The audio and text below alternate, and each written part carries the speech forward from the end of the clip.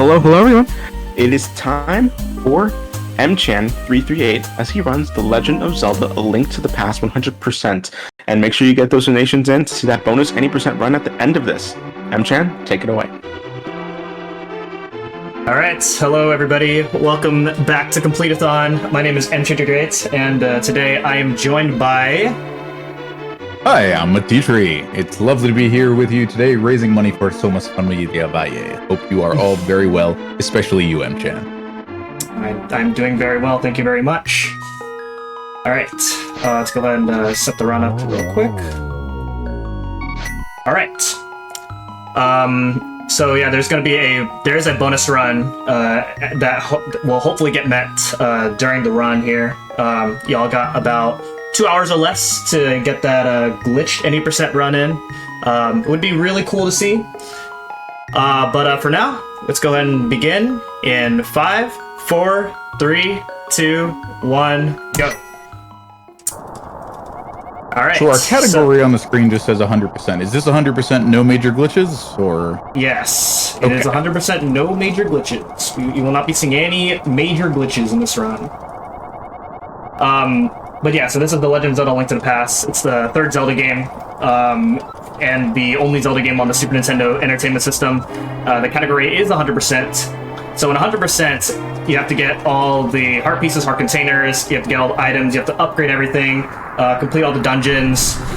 And something that's really interesting about the 100% run is that there are some items that have multiple tiers in the upgrades.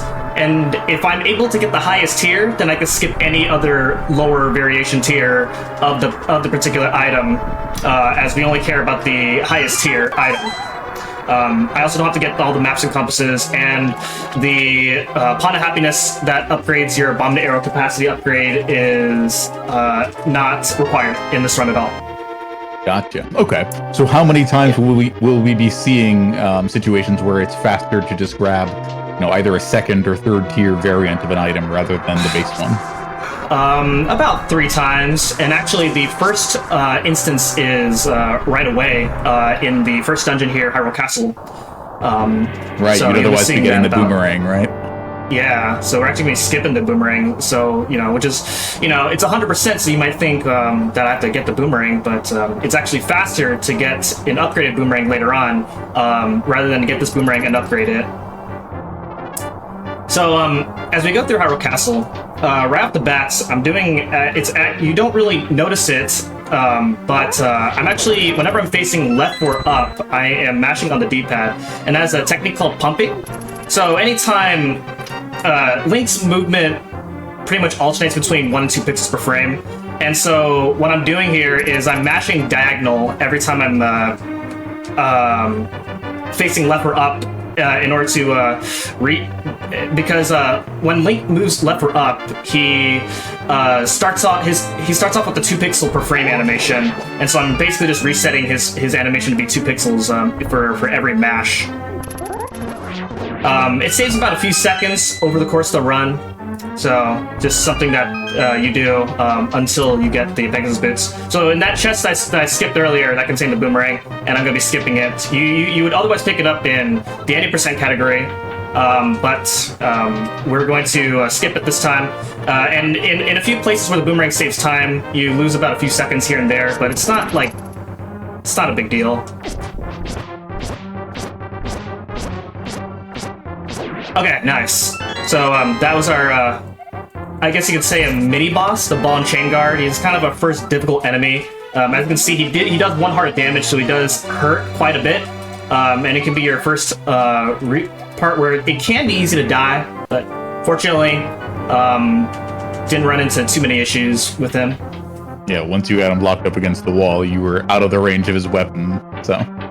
Yeah. Nice. So we got Zelda. We also picked up the lamp. There are actually 3 places where you can pick up the lamp. You can pick it up at the house, the well where we got a sword, or the jail, and it is faster to pick it up in the jail. So now we got Zelda, and we have to take her to the sanctuary. Basically, some wizard named Aghanim is trying to kidnap all the maidens in order to break a seal to some place called the Golden Land, and that's pretty much the story of this part of the game right now. I tell you, it's always a wizard with nefarious plans. Exactly. This Skyward, he got rid of Twilight. he got rid of the king, and now he's trying to get rid of the sages and the maidens.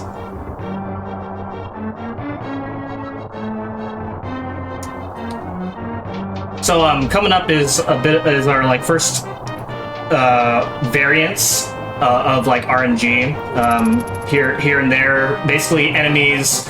All the enemies in this game, they start off in the same position, but where they move is random. So a lot of the times,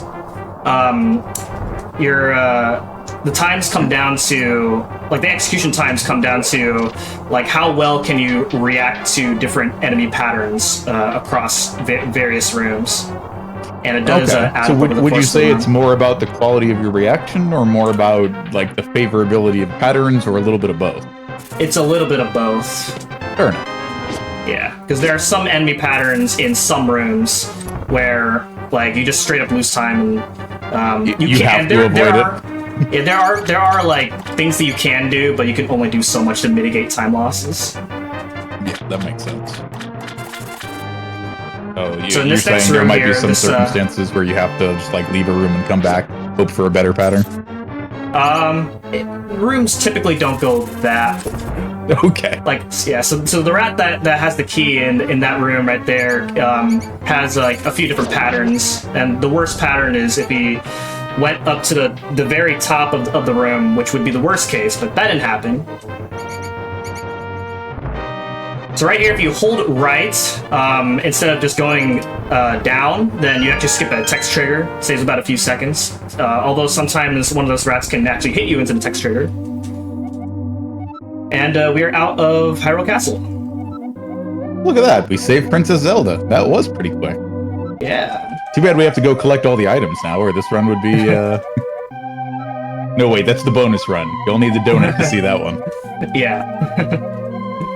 Okay, so in this chest coming up here, right here, it's going to be the only free heart container you get. Every other heart container that we get in the game, we have to work for it. So in any percent categories, like the no major glitches category, most people actually pick that heart container up because, you know, this game's very hard, and later on there's going to be like a bunch of hard-hitting enemies, and having that one extra heart throughout the course of the run can make a big difference in whether or not you survive in some of the hard sections. But here, 100%, we have to pick it up, so... Yeah, especially if you're potentially skipping some armor pickup, some other upgrades that might increase your survivability. Yep, exactly. So we're gonna go straight to our first real dungeon, which is East Palace. There are some side quests that you can do in order to help make Eastern Palace a bit easier, but with our current equipment, it's very far out of the way, so it's very inconvenient to get those now.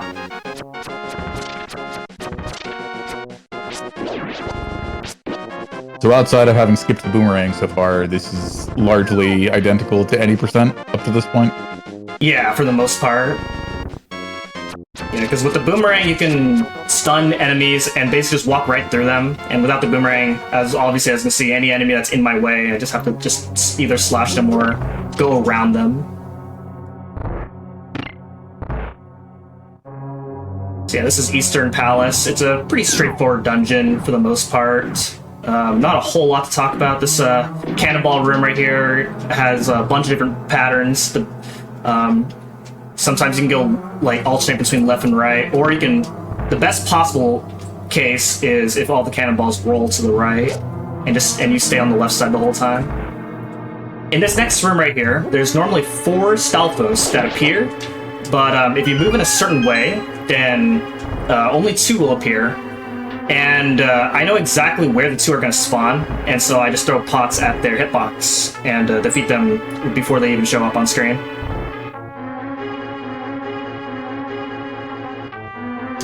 I'm going to pick up these extra arrows right here.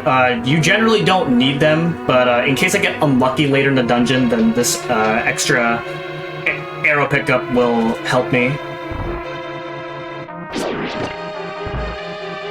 Coming up in the next room you're supposed to fight all the enemies in order for a group of anti-fairies to move out of the way of a pot that has a switch. But if I damage boost in a certain way, then I can hit that switch right away without having to kill any of the enemies. So let's see how this goes.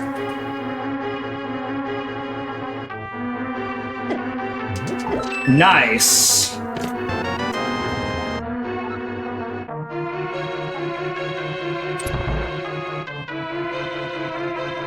So that's our first sequence break of the run. Very good. And that was basically just down to knowing that when you hit an enemy hitbox, Link will get pushed back a specific amount at a direction, kind of pursuant to where he bumped the enemy, that sort of thing. Yeah. So we got the bow. And the bow, we're going to be using arrows quite a lot.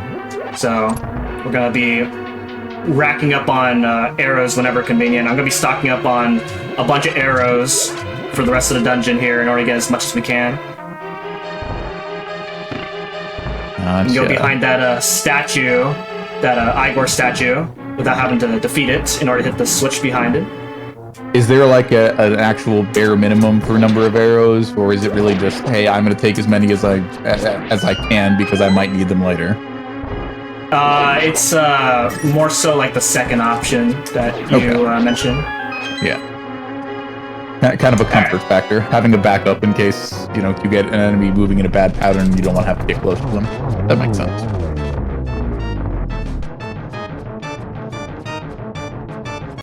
Nice. So in that boss fight, the way I did that fight is specific in a way where normally if all the other Armos Knights are defeated, then the last Armos Knight will... oh, new life's here. Okay, great. If the last Armos Knight is alive, then he'll turn red and it resets his health. So I did that fight in a way where I defeat all the Armos Knights before the last one turns red.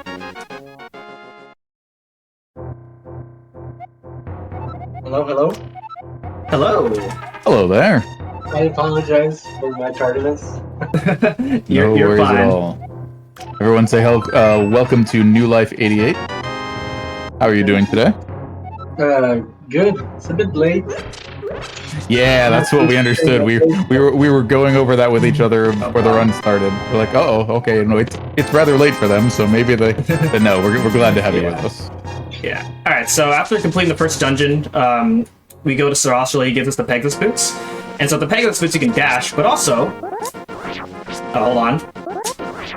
Okay, nice. Okay, so what I did there is a trick called Super Speed. The variation I did is called Spin Speed, where if I spin attack and press A, the frame after I release my spin attack, then Link gets put into a state where if I go up some stairs, then Link just moves really fast.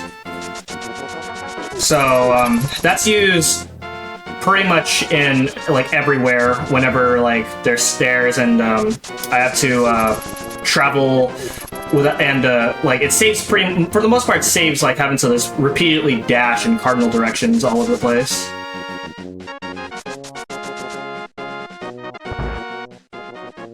And it's exclusive to the Japanese 1.0 version of A Link to the Past, which is actually worth noting that this is the Japanese 1.0 version of the game. The Japanese version, because there's fewer text boxes, so you save about a minute, and then also there's tricks exclusively to the 1.0 version that aren't in any other version. If this was the first version produced, I wouldn't be surprised if they kept doing bug fixing through other versions, both the English 1.0 and then any revision carts. Yeah, exactly. And so with those tricks, with those exclusive tricks, that's another minute save. So over the course of the run, you save like 2 minutes playing on Japanese 1.0 over any other version. I see. So is it one of those situations where basically everyone runs like this because that's what all of the guides are written for? Or is it like hey, if you happen to have a cart handy, you can learn on that, and then when you're getting serious, you switch over to this version? Yeah, so actually, this route that I'm doing can still work in on versions outside of 1.0. It's just that you're missing out on the tricks. Got it.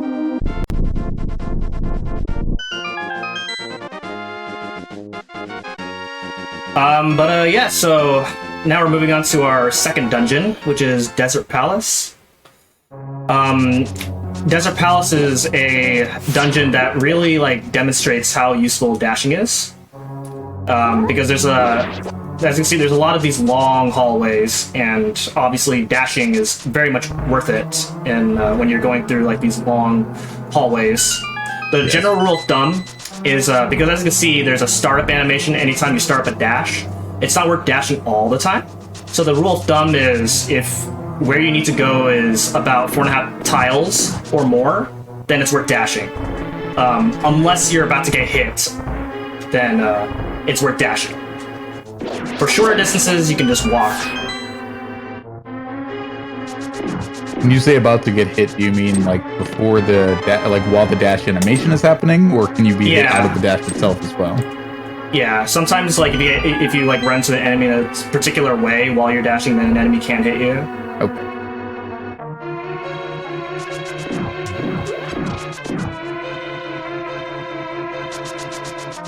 So I don't have very much else to say, so if there's any donations or any announcements, then this would be a pretty good time.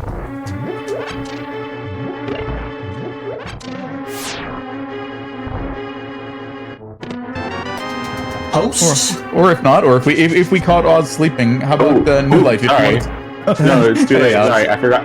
I was speaking. I forgot that I was muted. Oh no, Okay. these things do happen. But Completithon here, the marathon that you are watching at this very moment, is raising money for Somos Familia Valle, a community-based organization created and led by local, low-income, first-generation college students for LGBTQ+ people of color in the San Fernando Valley area in San Fernando, California. Somos Familia Valle organizes for intersectional LGBTQ+ liberation through transformative dialogue, advocacy, and civic engagement. Your donations are going through and going towards all of their programs that they set up for the people who are affected and who benefit from their community organization. And we also have amazing incentives for you to get, including the bonus any percent run at the very end of this run, and another bonus any percent run at the end of Super Meat Boy. And the final goal incentive that I want to meet is Pantheon of Hollow Nest. At the very end of Hollow Knight. That'll be the very end of the marathon. We have all night to get those met. So please donate because we want to see more of the marathon, and I know that you do too. Alright, we're approaching the boss of the dungeon. So, New Life, would you like to explain how Lanmolas works? Lanmolas, yeah, Lanmolas, it's 3 worms that you have to hit the head of. They're kind of tricky. You have to time your... You want to fight them with your bow and arrows because they do more damage, and you want to hit them in the head with 4 arrows each. Jeez, yeah, those hitboxes do seem rather particular. We're seeing M-Chan kind of lodging the arrow just behind where the head hitbox is on some of these worms, and it's just not counting. Yeah. Alright, I think this guy needs one more arrow. They are... Okay, there we go. Except for the first cycle, the other cycles are pretty much RNG. So you have to adapt really, really well to the fight. Yeah, so this is right away, the first, hard boss to... At least a hard boss to do well. It's not hard in a way where you're gonna die, but it is definitely hard to do really well. Yeah. If you're really good, then you can get it. You can defeat that fight within 2 cycles of that fight. But you have to be really good, and it's also RNG. The RNG comes from the fact that they can sometimes do what's known as a short hop, which means they travel the screen less, which means you have less time to get arrows in. So it's like you said, and kind of like New Life mentioned, specifically after the first cycle, it's about, that's one of the sections that's principally about how well you can respond to what the game is doing. And it's not a situation where if you put the same inputs in every time, you'll get the same, situation back from the game.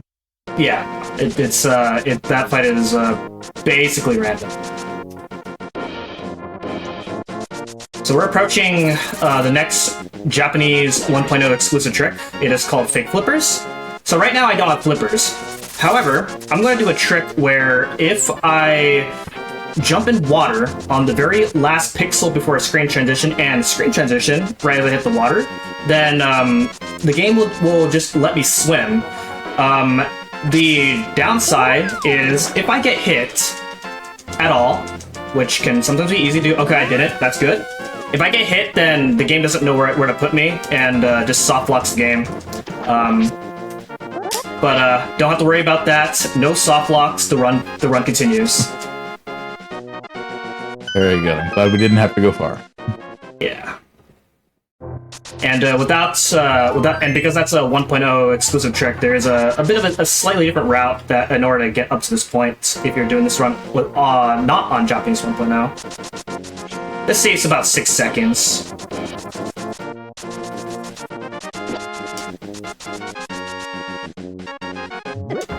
Nice damage boost.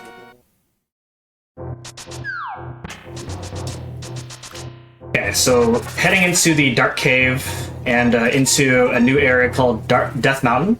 We are approached by this guy who is lost and we need to guide him out of the cave. You can't dash with him, unfortunately. I do like the idea of Link picking him up and then dashing though.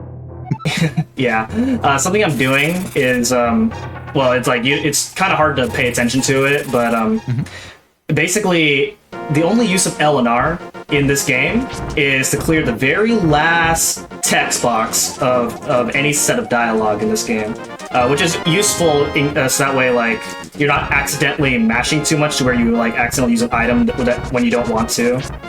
I see. Okay. It's a safe way to clear a text box without taking an extra action. Yeah, and so some runners would actually memorize how many like text boxes there are in any set of given conversation. Yeah. Yeah. Okay, so this is gonna be our first bomb jump. Let's see if I can do this.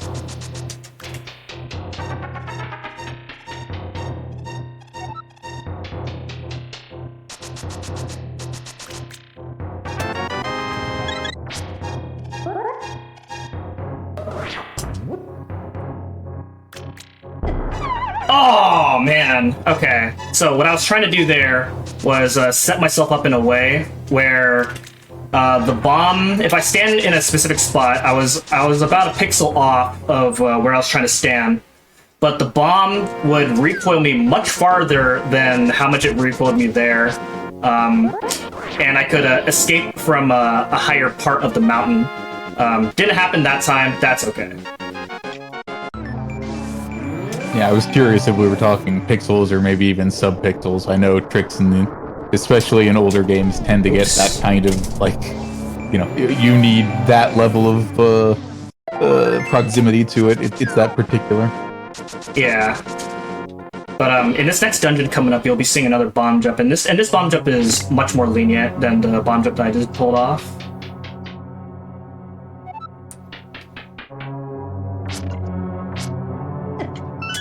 And we'll explain how bomb jumps work after I pull that one off. But for now, if there's any more donations or announcements, then this would be a good time.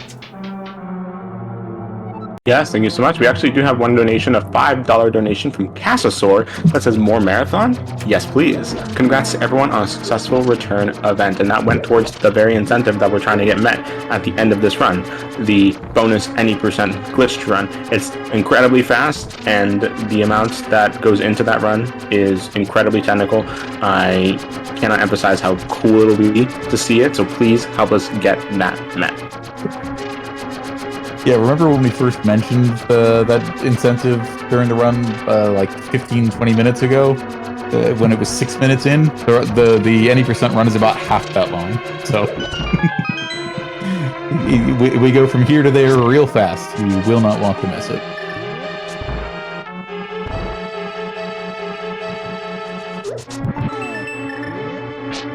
So with the mirror that we got from the old man, as you can see, it allows me to warp to the beginning of the dungeon each time, and it saves backtracking, and it's very useful in this dungeon as well as a few other dungeons later on.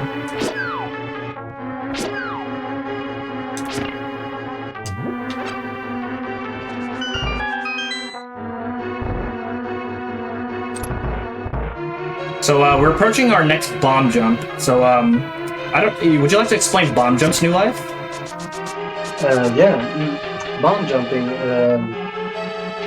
So by using the explosion of the bombs, you kind of like get boosted over. Yeah. Okay, good. You can use that in a few situations in this game.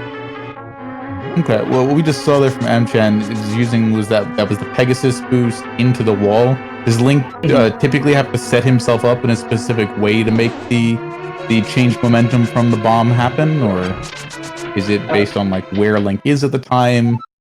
What kind of factors can influence how far you get blown up by a bomb? Well, the way Amchan does it, he uses the bonk. The bonk is a more safer strat, I would say, and it's more consistent. Because with the bonk, you get a little bit higher on the, or like, so you get the bomb jump is much more consistent that way. There are different setups you can use that will get you the bomb jump. Amchan doing a very good job taking care of, this is Moldorm, right? Yep, this is Moldorm. The most frustrating boss in across the Zelda series. Yeah, the most hated boss, probably. Yeah, so basically, as you can probably saw a couple of times there, he can knock you around a bunch of times, and he can even knock you in the holes, and you want to try to beat him without falling in the holes. If you fall in the hole, his HP resets, and it is, you lose. That's the worst. Yeah, it's even worse because there's a center hole in that area, and you fall down 2 floors if you fall down the center hole. It's very punishing. Absolutely, yeah. That's the one they're expecting to have happen on the, your first playthrough when you're trying to keep as close to him as possible. Yeah. All right, so we got all 3 pendants, so now it is time to go to the Lost Woods and retrieve our first sword upgrade, known as the Massive Sword. The Massive Sword. Heard of that. Yeah, where could you have heard that from? The Massive Sword allows you to do one more base damage to enemies, and then also when you're at full HP, then you can do sword beams, which are beams that shoot from your sword whenever you swing your sword, and it only happens whenever you do when you have full HP, and it'll always do one base damage for no matter which sword upgrade you get. So this is our first sword upgrade, which is the Master Sword, and now we're going to be doing a little bit more extra damage to enemies.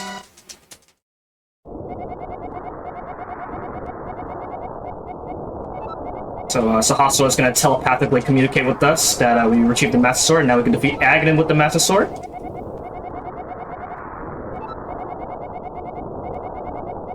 In Japanese. Yeah, in Japanese. Yeah, I mean, written Japanese is a language that communicates concepts with more brevity than English, so I imagine these cutscenes are a good little bit shorter than they would be in English. Yeah, for sure. Like, the opening cutscene right off the bat in the very beginning of the game already saves 3 seconds in Japanese. So we gotta get a few extra items on our way out of Lost Woods. Got a mushroom and a heart piece. I got the mushroom after getting the Master Sword. It saves very little, just getting it after.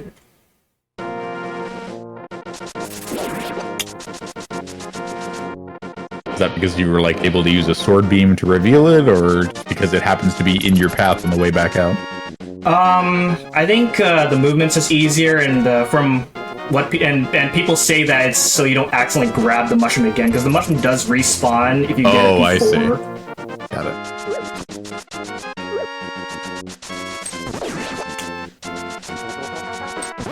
Alright, so now we're going back to Hyrule Castle, and we're going to go to a different part of Hyrule Castle.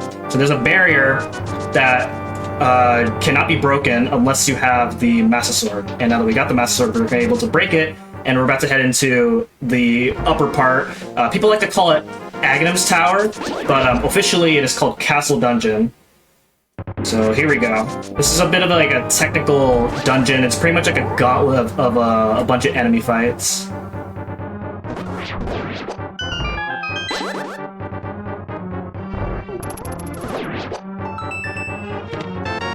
So what people do in this second room is a way to like kind of like a different strat where you pretty much dash into those soldiers instead of what I just did there, and that's so you can manipulate what's known as the prize pack.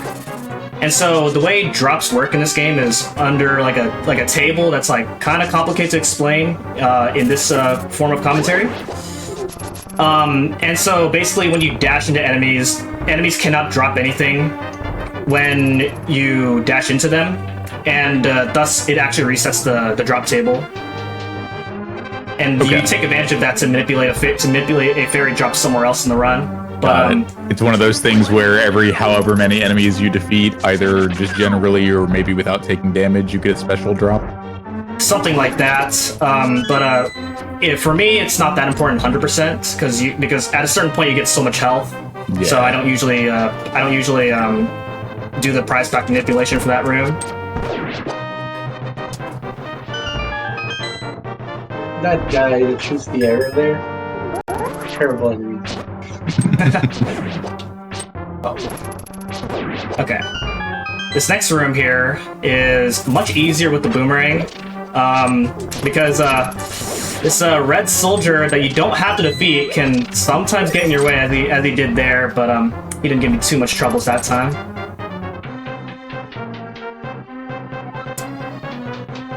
And now coming up is the infamous Aghanim fight. So get your guesses in chat between a number between 0 and 15, as we're about to fight Aghanim, pretty much completely RNG. The way the Aghanim fight works is he has a cycle of 5 attacks. The first attack is a guaranteed energy shot and can use to deflect back at him. The attacks 2, 3, and 4 is a 50-50 between an energy shot and another attack that's known as a blue ball. A blue ball, basically just a non-reflectable attack, you just lose time. And then the 5th attack is a lightning attack. And the cycle repeats itself until you defeat Aghanim. It takes 6 hits to beat him. So, assuming you don't miss an energy shot, the absolute worst that you can get is 15 blue balls. And it's only happened to like 2 people ever. All right, so the guess that's best on time so far has been 2, and the highest guess is 7, from what I've seen. I got 1 so far, so let's see what happens here. So we got 1 blue ball out of this cycle. This is a electric attack. You just gotta go ahead and just not be in the way.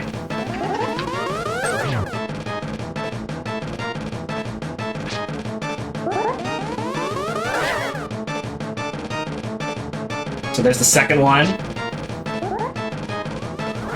A third one. Okay, so we're guaranteed to have a third cycle. Okay, so because I know that his next shot is going to be a guaranteed energy shot, I know for sure we have 3 blue balls. So which is about average when you're just doing runs. I can predict the future. Yeah, it's exactly what New Life said. Well done, you. Dang. Almost like you played this game before. Exactly. Yeah. So, yeah, generally when you're doing PB attempts, you try not to get anywhere more than like 4 or more cycles. But again, it's luck based, so what can you do? So now here we are in the Dark World. And the Dark World is this is the part where the game starts to open up. So we have 8 more dungeons that we have to do. And after we do the first Dark World dungeon, Dark Palace, or Palace of Darkness, then you can do, when you're just playing through the game, then you can do the dungeons in several different orders. And so we take advantage of that fact, and that we're going to be doing all the Dark World dungeons out of order.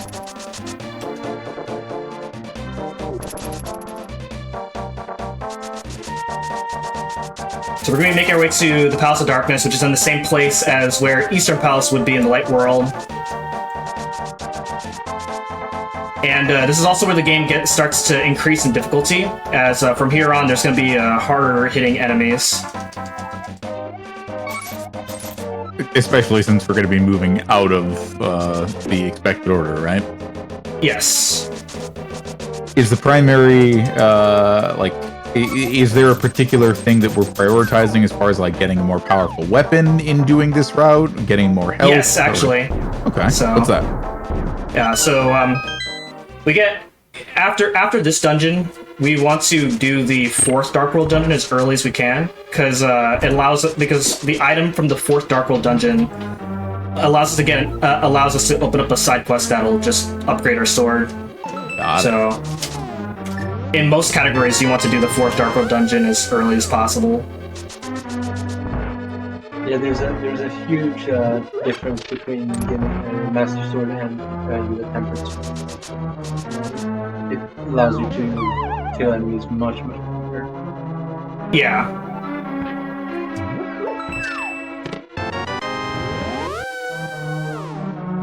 So for now, we're just getting a couple keys, mirroring, get another key, mirror, up until after this key, there's another trick. It's another bomb jump, and this bomb jump is arguably one of the hardest bomb jumps of the run. We call it the hammer jump, where it is a double pixel perfect positioning of the bomb and Link himself in order to clip through a railing in order to get the item of the dungeon to hammer. Earlier than intended, you pretty much skip 2 keys doing this bomb jump. Alright, let's see it. And if that didn't sound hard, it also has a timer, because the floor is falling, so you have to be quick. Yes. Yeah, I'm setting the bomb jump up on a collapsing bridge. So here we go, let's do this.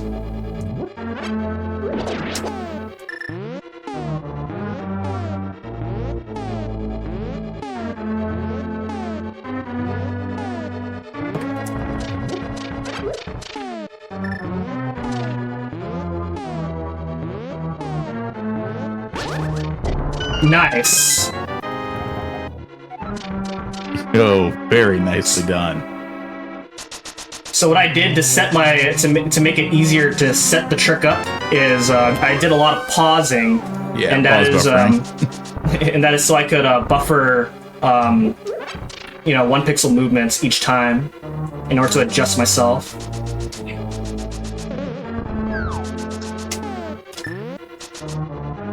I have to imagine, even with somebody who's had a lot of practice, looking at that and trying to figure out if you're on the right track as that goes is just gut-wrenching each time. Yeah. It's very easy to lose a lot of time in that trick if it takes too many buffers. True.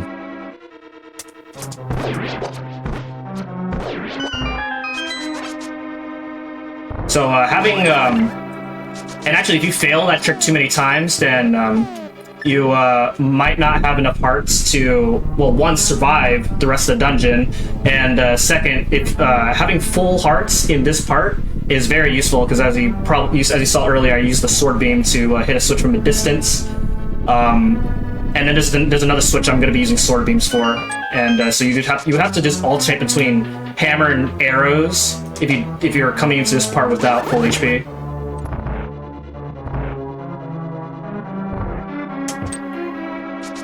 This upcoming room here is a room full of many turtles. I got not the most ideal pattern with those enemies, but as long as you don't get hit too many times is the important part. Basically, if you struggle too much in that room, it's we call it Turtle Party, because you just have a ride with those guys. Yeah, you let too many of them get back up and you're just chasing them all over, huh? Yeah. Okay, now that's definitely not a turtle. Yeah, so would you like to explain this fight, New Life? So yeah, you have to basically the helm sword is the name of the boss. He has a mask. You have to break it. You can either break it with hammers or you can also use bombs. So you have to hit the mask 17 times, and then it will break. And then he has like an eye, like a third eye that you have to hit. So you can either hit with the sword, with a hammer, or with arrows. But yeah, he is. It seemed like the first phase of that fight was actually the long part. Yeah, there's a lot of RNG to this boss too, because he has he can dash into you, he can swing his tail, and he can shoot fireballs at you. And so you need to adapt really quick to this fight sometimes. Yeah, it's a pretty scary fight because he does all of his attacks do 2 hearts of damage, and you can get into a situation to where you're in the bottom of the screen, Helmosaur's on the bottom of the screen, and then he shoots out a fireball and prepares his tail swipe attack, and you just lose a lot of hearts in the process if you're in that situation. So. Still my scariest boss when I play the test. Yeah. But we didn't run into that situation, so that's good. That was a really good fight. Okay, so after doing the first Dark World dungeon, again the overworld starts to open up quite a lot now, and so actually in this part this is actually the longest stretch without doing a dungeon, as we're going to be collecting a lot of items from here. First off, I'm going to get a bunch of rupees because I need those rupees in order to do some mini games that are going to be really fun to do.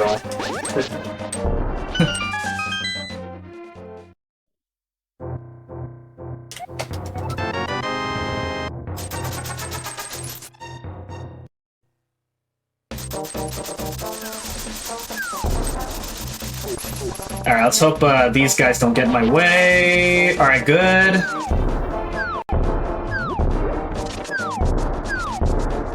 Alright, so we just gotta get... we're gonna get a heart piece, and then we're going to get the flute from the flute boy. And there's a trick with getting the flute, where if I get the flute in a particular way, then I can warp back to the Dark World immediately after getting the flute without having to watch a cutscene where all the animals go off screen. And that trick is exclusive to this category. In the 80% no major glitches run, you want to stay in the light world after getting the flute.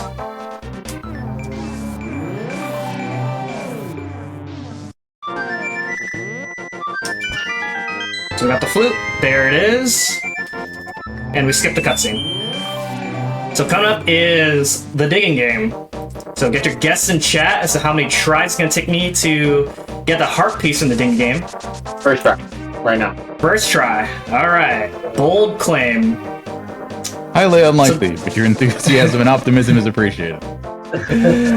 So the way the digging game works is the first 25 holes that you dig has a 0% chance at giving you a heart piece. Every other hole has a 1 in 32 chance at getting a heart piece. So if you dig optimally, then the odds add up to about a one-third chance of getting a heart piece. And if you don't get the heart piece, then you want to hope that you get good rupee luck, because you still need a bunch of rupees for other stuff outside the minigames after the minigames. Okay, so that was the first try. Didn't get the heart piece, so now guess what? I gotta reset the screen and try again. I'll get it next time. Second try.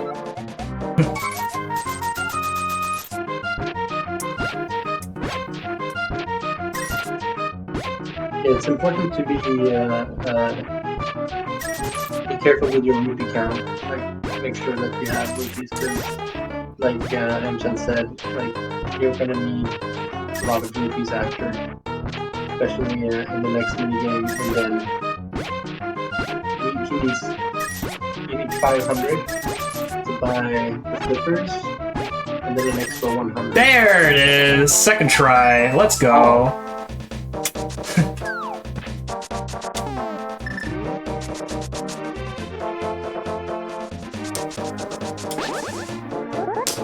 See, I told you I was right. Thank you, Oz. Second time, it works every time. Exactly. If you just say that it'll work next time, eventually, you will be right. That's true. But yeah, so, that is unfortunately the one of two of the biggest run killers of 100%, and is kind of the main reason. If you look at the 100% leaderboard, there's not very many runners who run 100%, and even then, like most of the runners that are on that leaderboard don't really take the category too very seriously. And that's because, like, you come to a point where your times come down to getting good digging game, and then later on, good chess game luck as well. Like, even if you get the good luck on digging game, it's not over, because you gotta hope for good chess game luck. So, as a result, not very many people really, like, run this game, or run this category long-term. Like, it would be better if it was, like, earlier in the run, but because it's like 40 minutes, you don't get the good luck 40 minutes later, then reset, try again, hope that you get it next time. Yeah, it's rough to have two different blockers in a hour and 45 or 2 hour run, especially in considerably different portions of the run, with the earliest one being 40 minutes in. So you're saying, once you have a good enough time, what is generally considered, if there is a consensus among the people who run 100%, what is considered a good enough time for most runners? A really good milestone goal, at least in my opinion, is sub 150. Okay. Which is generally not too hard to achieve. Requires, of course, decent strats, as well as, of course, decent luck. I happen to have done a little bit of homework and know that both the runner and the other commentator in this call have met that mark, so... Yeah. I actually, so right now my current PB is 148.57, and the estimate's 2 hours, and the estimate is set that high in the off chance that these minigames go poorly, because you can get runs where you just lose like 10, 20, even 30 minutes.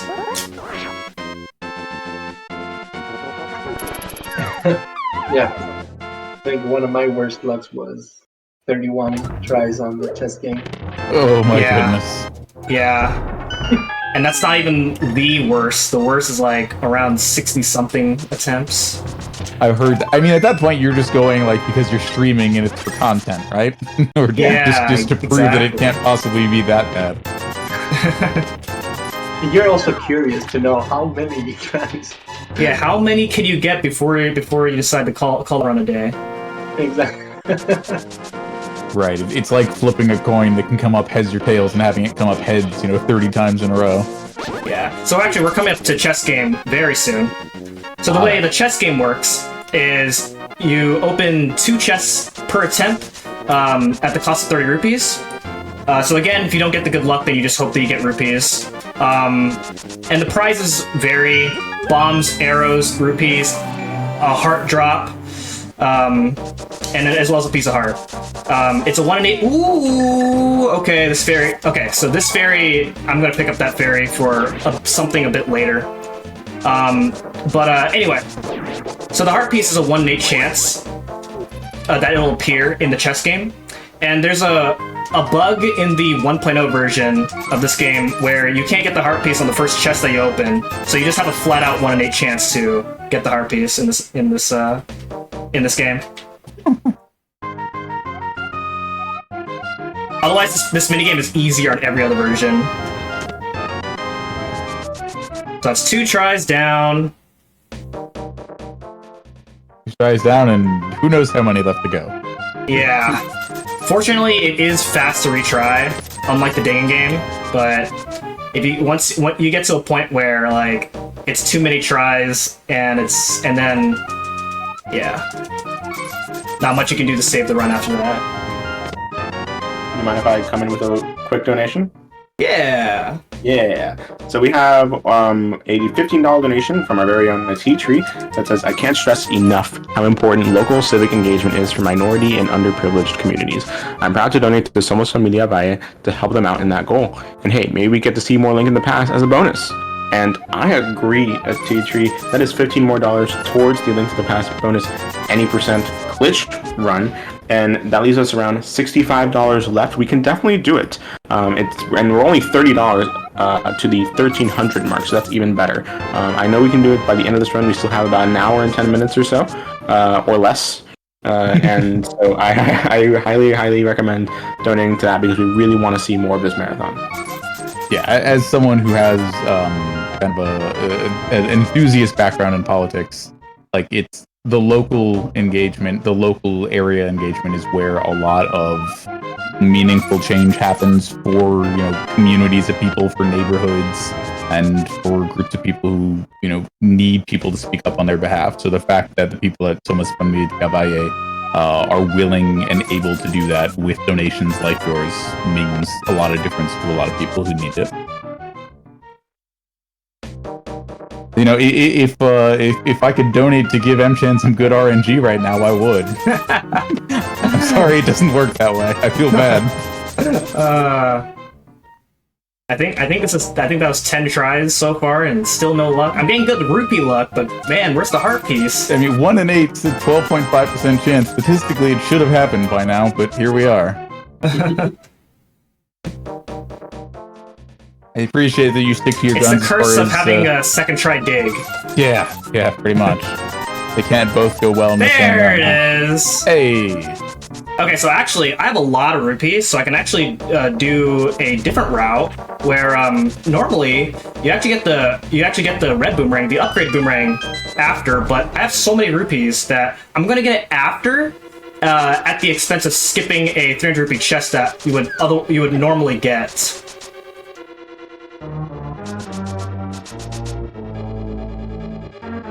Oh yeah, no, as somebody who just has casual experience with this game, I do have, and this is curious, I believe this guide might actually be quite old, but I'm curious to know the provenance. But there is a section here where it says rupee check. You have more than 600 rupees, continue to the next part. So I take it that's the path that we are on now.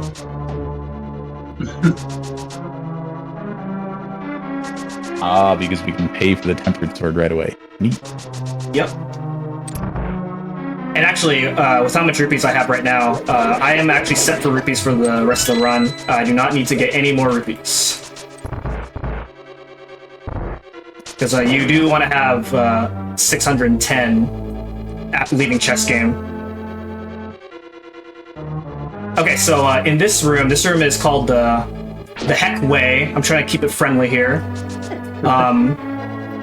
And as you can see, it is exactly what it looks like. Lots of enemies on a moving conveyor, spikes, and they just get in your way a lot as you try to go through that room. And if you can actually, there is a pixel perfect spot where you can line it up perfectly to where you can just dash through that whole room, but you have to line yourself up precisely, and it's also RNG because the enemies can just get in your way anyway.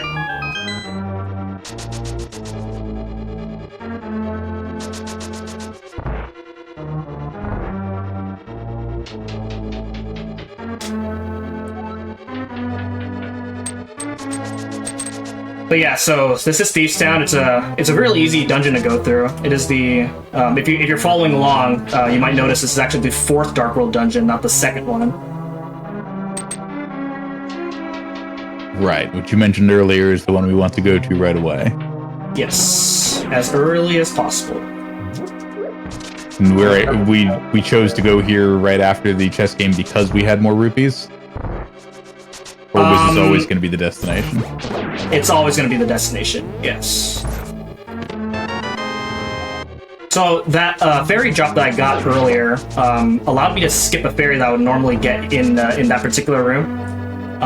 And again, you don't actually. It is technically faster to actually not get a fairy, but for the purpose of the marathon, there's a really insane trick that is like very high risk potential, and so the fairy it just allows me to mitigate that risk. So we rescued the maiden. And, you know, she wants us to leave the dungeon, but if we try to take her out of the dungeon, she says, I don't want to go that way. Why is that?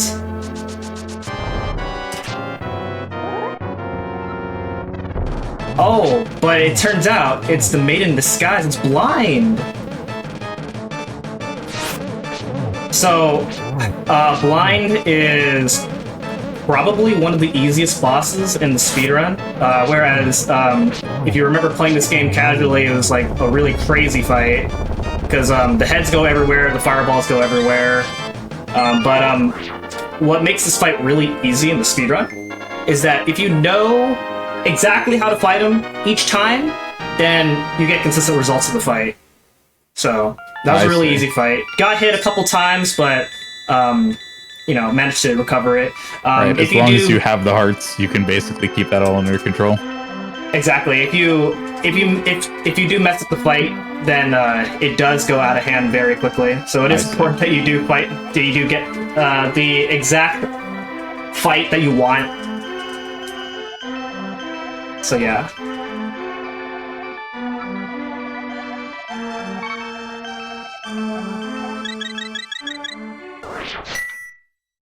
So the item that we got is the Titan's Mitts, which allows us to pick up the darker stoned rocks, which is important because one of the side quests that we're actually going to be doing is locked behind requiring the Titan's Mitts. So we want to do Thieves' Town as early as we can for this reason.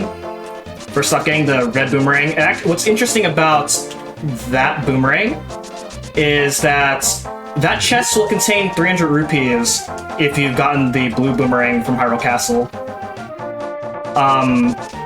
But it's been replaced with the red boomerang because I didn't get the blue boomerang from Hyrule Castle. Probably because at this point you actually cannot go back to Hyrule Castle, so you just completely miss the blue boomerang entirely. So I think the game just doesn't want you to miss out on items. Yeah, it's typically how checks for these sorts of things worked in older games. It was like, hey, if you have this item and your inventory doesn't currently show you have that other item, we're just gonna like give it to you, or whatever other checks would have been involved in getting it, because that's the only way we have to do like error handling in the game. Otherwise, some of the item lookup tables and other RNG might not work properly. Games used to have games used to have sometimes very unusually interconnected logic in that way, whereas they figured the best thing they could do to make sure that the rest of the game worked smoothly was to give you items you might not have actually earned on your own.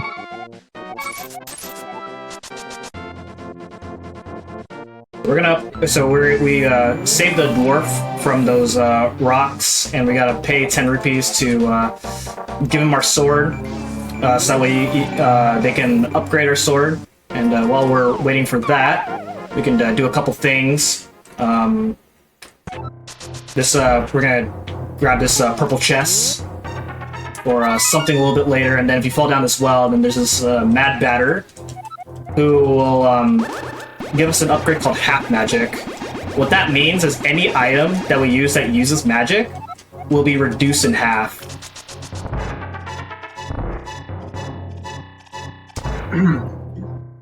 When I was a kid, I thought it meant the opposite for some reason. Yeah. The dialogue, if you read it in English, the dialogue kind of tricks you, but it turns out it's actually useful. Yeah, Yeah, I would say when I hear half magic, kind of makes you think like the magic will do half damage. But Yeah. So we got our sword upgrade, the tempered sword, so now we can do 3 base damage, which is actually quite a lot, and it's actually going to be very useful for the next upcoming dungeon that we're about to do in a little bit. So we're going to deliver this chest over to this guy, who was formerly a thief, and let's see if I can do this. Oh, okay, so if you use the flute, the frame after you say yes on that dialogue, then you can use the flute right away. And it saves a little bit of time and it looks cool, but didn't get it that time. That's okay.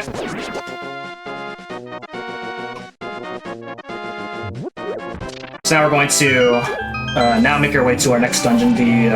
It's called Skull Woods, the 3rd Dark World dungeon, which it is our 3rd Dark World dungeon, so it works out.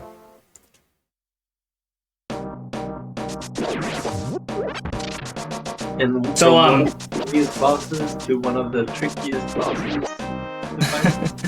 Yeah, so Skull Woods casually is known to be like a really complicated dungeon because there's like so many different ways you can enter this dungeon. It's so easy to get lost, but we're speedrunners, we know exactly how to get through this dungeon. Oh my gosh. Move out of the way, thank you.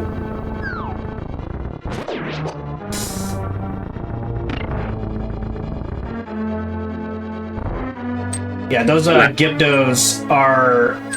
They are manipulatable, but unfortunately I messed something up while I was doing that room, so the Gyptos were in a spot that I was uncomfortable with. Mind if I hop in real quick? What's up? What's something? We're about to do our next bomb jump, and that's pretty much it. It allows us to skip having to enter this next part in a different way, and that's pretty much it. So yeah, you're good. All right, wonderful. I was just wanting to say that my time here on the host mic over George, one of our lovely tech leads, is going to be taking over for hosting for the rest of this run, as well as Super Meat Boy. So everyone give it up for George here. all right, Hi, thank you so everyone. much for everything, Osborne, and welcome, George. Hi. I was originally scheduled to host this one. M-Chan, if you have time, I can tell you why that didn't happen. Yeah, go ahead. So I was working on the credits video for this event. Yes, I know, super late. And that involves, so I was like, oh, they're gonna ping me when it's time for my hosting shift. So in the process of editing the credits video, that involves opening OBS. And that enables you streamer mode on Discord. Yeah, no, that seems about right. And no, doing credits the last day of the marathon is actually, I'll give you a little bit of background knowledge that I know from having worked on a variety of marathons over the years, is that's actually fairly normal. You want to make sure you give everybody as much time as possible to get, responses in on how they'd like their names to be shown in the credits, all that good jazz. So we do not hold it against you, and I know very well that OBS does many funky things when trying to do the rest of your work. So we're glad you could join us. Alright, so we're coming up to Mothula, so let's see how this fight goes, and, well, then we'll maybe try to explain it. Mothula? I loved Mothula in the Godzilla movies. No, wait, wrong. Close enough. Uh-oh. Already off to a rocky start to the fight. Lovely. Oh, dear. Oh, worst case, we've got a fairy. I would like to keep it, though. Okay, there we go. Alright. So, Mothula either goes really wrong or really well, and no in between. In this case, I got a really wrong fight. And so, the fight is, it's a little complex. Basically, it takes, with the Tempered Sword, it takes 4 slash to beat him. But sometimes it takes more, because if you hit Mothula over spikes, then he takes 0 damage, for some reason. So I was trying to hit him, you saw me try to hit him in a way where he doesn't go over the spikes in order for him to, that way I can get damage in. You want to defeat him as fast as you can, because the longer you let the fight go, then the more chaotic that room gets. Because I see spikes move everywhere, Mothula's attacking you, so you're just like constantly dodging everything while trying to fight Mothula.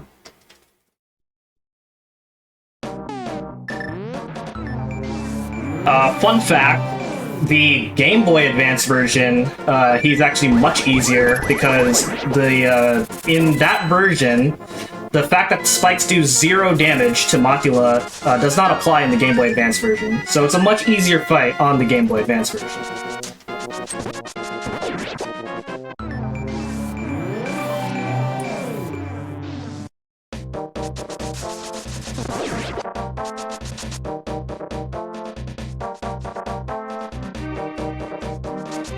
So now we're going to go get Quake, as well as get the Zora flippers, which are 500 rupees. Very expensive flippers.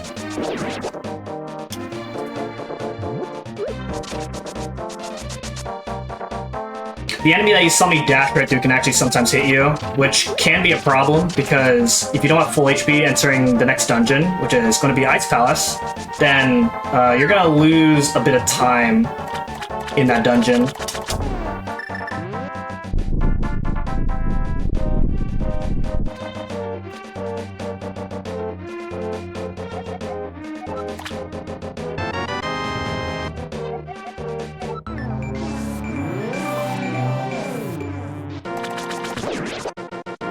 George, you got anything that you want to say to us? Absolutely, I can always talk about the charity if you want. Yeah! So, for those just joining us, we are raising money for Somos Familia Valle. It's an amazing charity in the local Bay Area, in the local San Fernando area, who are supporting the LGBTQ plus community. If you want to know more about them, they have an amazing website, net or oh my god, what the hell? I'm not on the right page of my hosting guide. Professional host right here. Let me get this in. They have a website. It's on the. I know what to do. We have a charity command. Correct. Somos Familia Valle.org. .org. That's what it is. My bad. And they have tons of support groups, tons of events that they put on to support the local LGBTQ plus community in the local San Fernando area. So if you want to help a super small charity, super small grassroots organization, then you can donate on a Tilda Fight campaign. And you can keep raising that donation counter. We're sitting at $1,270, and I think we can raise $1,500 by the end of this event. We still got a couple runs to go. Also, we got that bonus any % incentive for this game, actually, for Link to the Past. If you want to see M-Chan perform an any % glitch run, we are sitting at $20 out of $85 for that. So just $65 more. We got an hour, everyone. Let's get it. Alright, so now we're going to head into Ice Palace. You do need the flippers in order to enter Ice Palace. You can do fake flippers to do Ice Palace, but you need the flippers anyway in order to actually do a later dungeon, so it's not worth skipping flippers.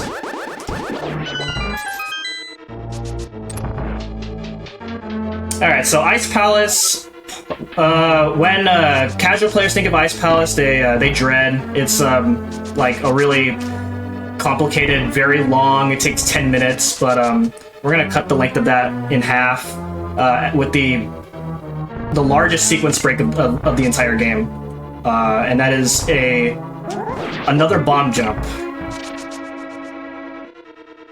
The item of the dungeon is blue mail, and we actually are not gonna get blue mail.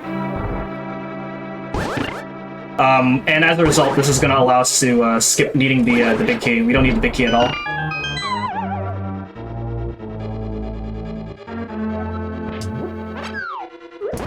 So if both of these style posts, oh, I didn't do it right. So if both those style posts are down at the same time, then the bomb will actually defeat both of them. But didn't quite get it that time. That's okay. Alright, so here is the Ice Palace bomb jump.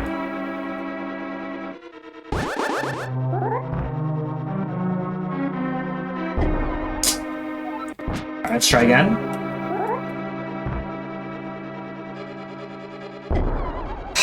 Man. A very precise bomb jump. Okay, there we go. No! Okay. Now I gotta do it again. Okay. So unfortunately, my heart count's looking kind of concerning, but hopefully that shouldn't matter too much. Yeah, Also, my Okay. bomb count's lower than I'd like it to be.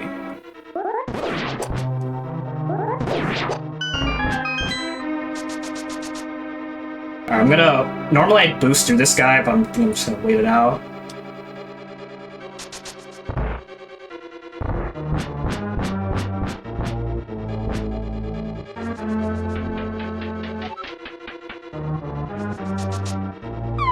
So, by doing that bomb jump, the switches, I can let the switches be a very specific way, to where, as you can see, the blue switch is down, to where I can push that block right away, and actually go to the end of the dungeon. So you skip a lot of going back and forth in this dungeon. So this is the, it's a really a huge sequence break. In this route, it is required because you need the hookshot in order to do this dungeon otherwise.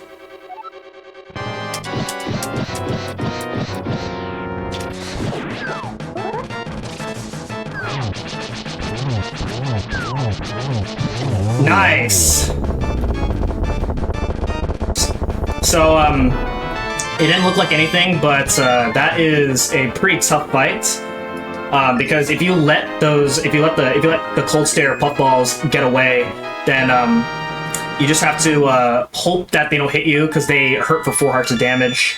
You're supposed to have the blue mail, but I skipped it, so they're gonna hurt a lot. Very good fight. And if you somehow die in this fight, then you just lose a lot of time, because then you'd have to go through basically the whole dungeon. So, like, if you like ever like watch people race this game, it's very common to where like once someone dies to this fight in a race, then they just forfeit. Yeah, because usually also you don't have enough magic to refight the boss, so Yeah. there's a lot of like you have to go for magic. You probably need more bombs. It's a huge time.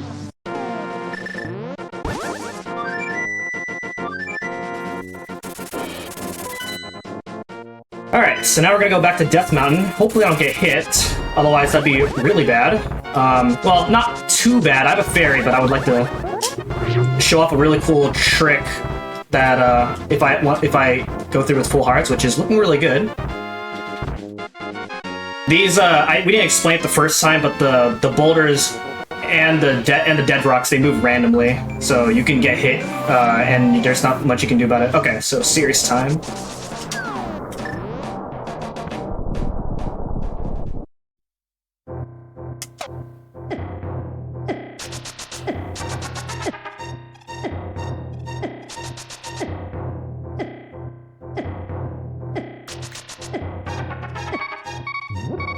Good.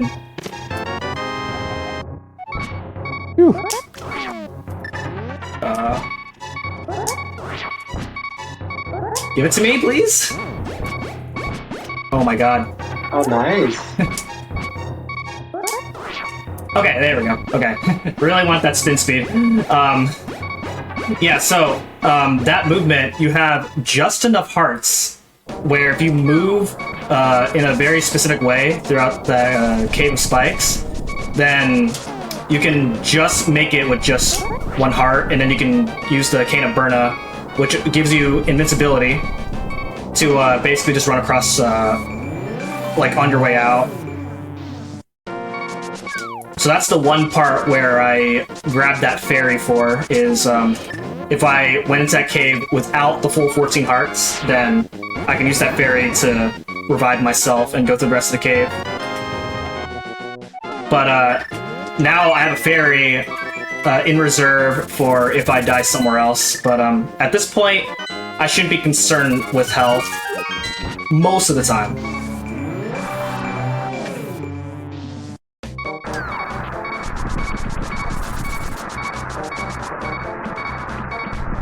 So we got Ether, and Ether is required in order to enter this next dungeon, which is going to be called Misery Mire. It lives up to its name. As you'll see, it is full of misery. Worse than a spike pit, huh? Well, guess we'll see when we get there. So, fortunately, the very next heart piece that we got does give us a heart refill, which is very convenient because having full hearts entering Misery Mire is really important.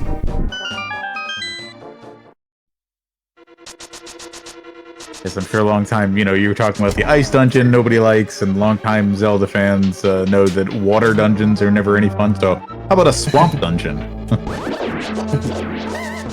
Yeah, so, this is one of the reasons right away where having full hearts is really good. You can pretty much use sword beams and defeat all those enemies out in a distance. Health management is also just very important because the fastest way to do the boss fight of this dungeon requires a ton of intentional damage. Fortunately, it's more lenient in 100% because we have a lot more hearts than otherwise, but you still want to manage your health pretty well. One of the reasons that this dungeon is really tough is that because this is actually the 6th Dark World dungeon, Ice Palace was the 5th Dark World dungeon, so they intend you to get the blue mail from Ice Palace and use it for Misery Mire. Actually, I'm gonna... Okay, thank you very much. Oh my gosh. Okay. So the enemies here, they hit pretty hard.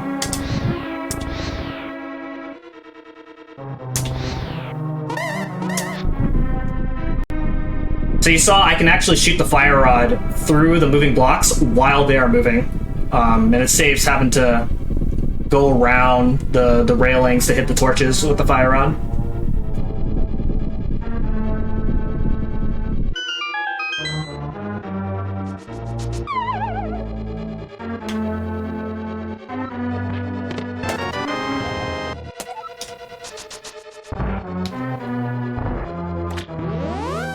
So, coming up, we're about to, now that we got the big key, we're going to get the item of the dungeon, which is the Cane of Samaria.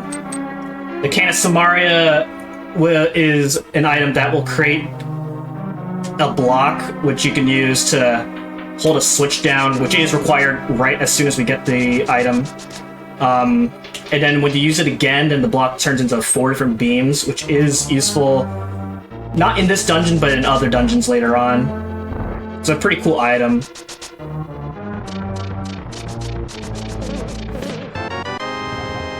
So there's a Cane of Samaria. I'm going to go in, take an intentional damage in order to go through some spikes in order to get that key.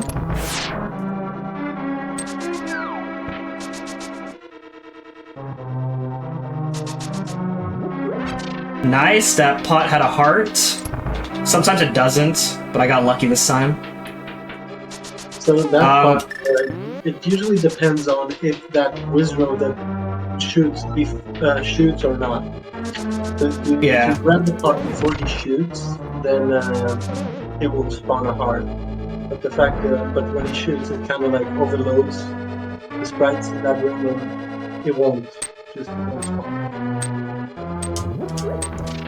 So, normally this is where some people would actually do a trick called Spooky Mire Glitch, where you just do some complex setup to where, like, it extends the fire on hitbox to where you can actually hit the switches from different rooms, and it saves like 10 seconds, but I haven't really practiced it enough to confidently show it off, so we're just gonna do things the normal way here.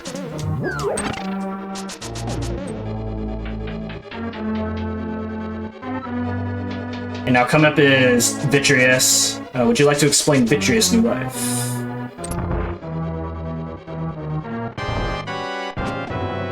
Sorry? Vitreous. Oops. Oh yeah, Vitreous. That's right. Yeah, so Vitreous is an eyeball with a bunch of eyeballs around.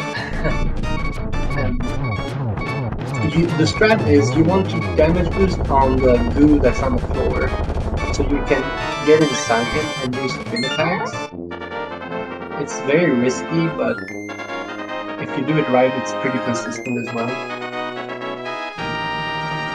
Yeah, so the risky thing is that you want to make sure you don't accidentally hit any of the eyeballs. So they do 4 hearts of damage, and if you mess up, then the fight goes really wrong, because then you're at that point you don't have enough hearts to go into the slime, and then you have to try to hit all the eyeballs without going into the slime. So you lose quite a lot of time. Fortunately, in 100%, there is a backup, and I can use the Cane of Burna to go through the slime instead. But in most other categories, you don't get the Cane of Burna, so you just hope that you don't die.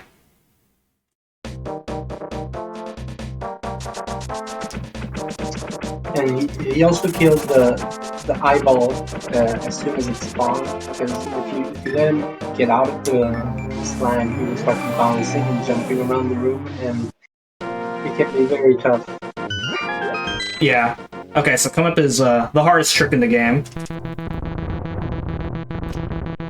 Yo, I did it! Oh my gosh! So you just simply use the mirror while the blocks are moving, and they just disappear.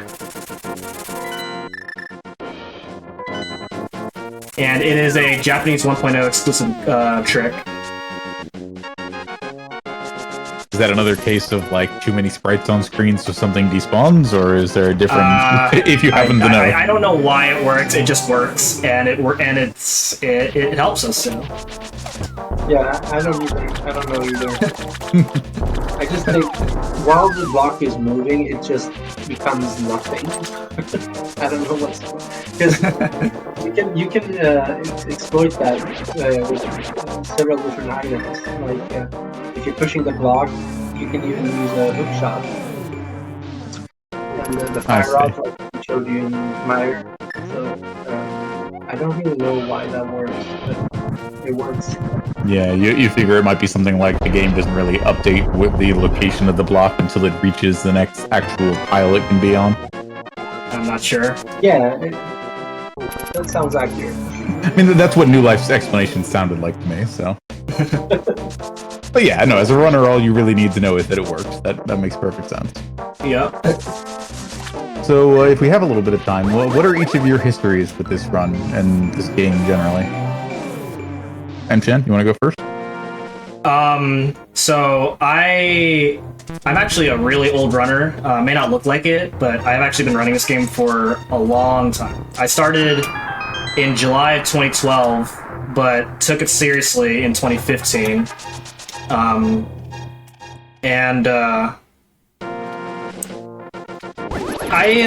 don't really know. This I started watching Cypher's AGDQ run back then. Mm-hmm. And the game looked fun, so I started playing it, and shortly after started speedrunning it, and it was really fun to me, and I just kept playing it, and then it just became like the first speedrun that I started taking seriously. I see. Yeah, but there's a bit of a nostalgia factor there, and I can see how that would make kind of like a, whenever you want a comfort speedrun to go back to, just something like, most of the ins and outs, you can do it, kind of half asleep, such as it were. Yeah. That's cool. Yeah, I know you run a lot of different games across, variety of popular franchises, so I'm surprised to learn that this is the first one, but that's very cool. How about you, New Life?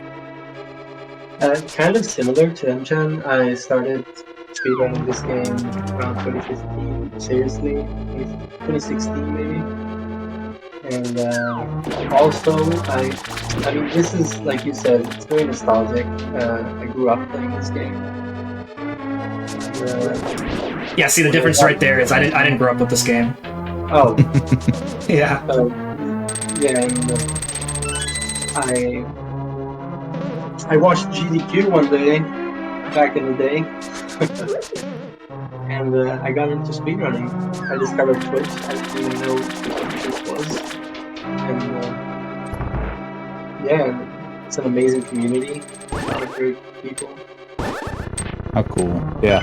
No, it's funny. I've actually, I watched GDQ since around that time as well, 2012 that is. I think SGDQ 2012 might have been the first one that I caught live. But I didn't actually start speedrunning anything until last year. I kind of like always thought of myself as the kind of person like, this is cool, I like it a lot. You know, I've been hosting speedrun marathons, including GDQs for a few years, but just something about it. I always figured I'd be the kind of person, knowing myself, knowing my ADHD. It's like, I'm probably not going to stick with something long enough to get to the level of really speedrunning it and like feeling like I know what I'm doing. And then there just ended up being a game or two that I started playing casually, and it's like, no, this I could speedrun this. This would be fun. I guess it just that's all it takes. It takes that instinct to kick in and be like, hey, but what if I played this but faster? Yeah, this game was the first game where I started timing myself to see how fast I can beat it. Gotcha. Cool. Thank you both of you for sharing your stories. All right. So, so we've been talking throughout most of Swamp Palace. There's not much to say about Swamp Palace.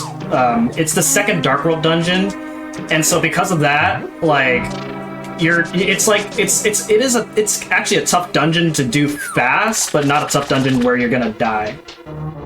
So it is like the breather dungeon, because you do this dungeon so late in the run, so you already like have more equipment than you're otherwise supposed to. So, yeah.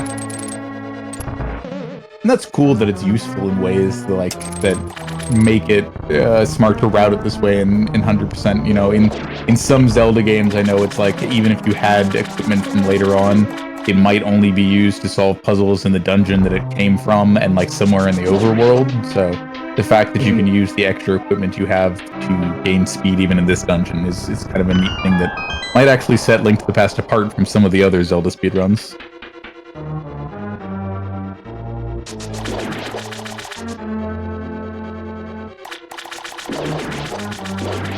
So we're coming up to the boss of the dungeon, Argus. And so there's a strat that I'm not going to do. It's called the Zero Cycle Argus. It involves item dashing with the hook shot, and then keeping that state to defeat the puffballs really fast. But it's insanely hard to do, so I'm not going to do it. I'm going to do it the standard way. The way Nintendo intended to fight this boss. Intended gaming? That doesn't sound like speedrunning. Yeah, this fight, the Zero Cycle Argus is extremely tough. I've tried it. I'm not consistent at all, so I also do this way.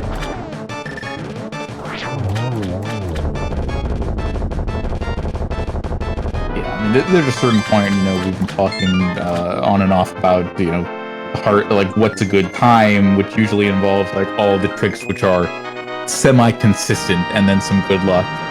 I feel like there are kinds of tricks. And it's luck based whether you get the Zero Cycle, because sometimes Argus can just charge at you and then you just lose your chance of the Zero Cycle. Nice, of course. Yeah, there are always going to be some tricks, or there are going to be games that have tricks where it's like, even if you're competing at the highest level, there's really no such thing as consistent. I kind of got the inkling that this trick was one of those, so yeah, that makes sense. And now it's the cleanup.